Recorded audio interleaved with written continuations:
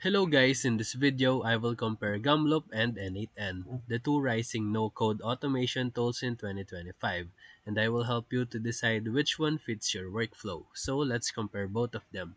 Number 1, their interface and usability. Gumloop offers a clean, modern interface that is optimized for beginners.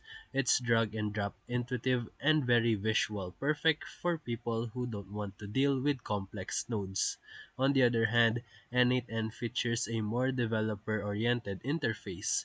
It uses a node-based system that can be slightly overwhelming for new users, but it gives granular control for advanced automations.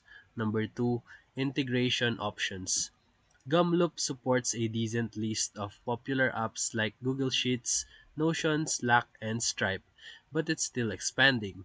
On the other hand, N8N takes the lead with over 350 plus pre-built integrations, plus a thriving community constantly adding new ones.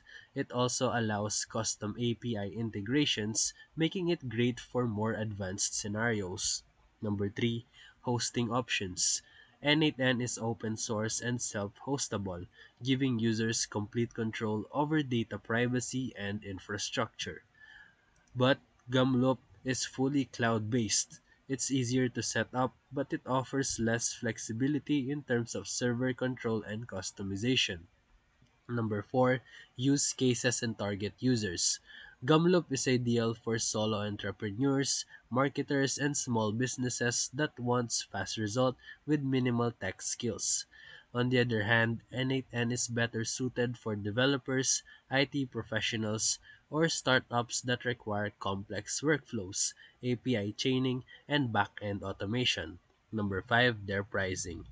Gumloop uses a freemium model, and its paid plan are relatively affordable for small teams, while N8N offers a free self-hosted version, which is a big plus, and their cloud-hosted version starts at a higher price but includes enterprise-grade features.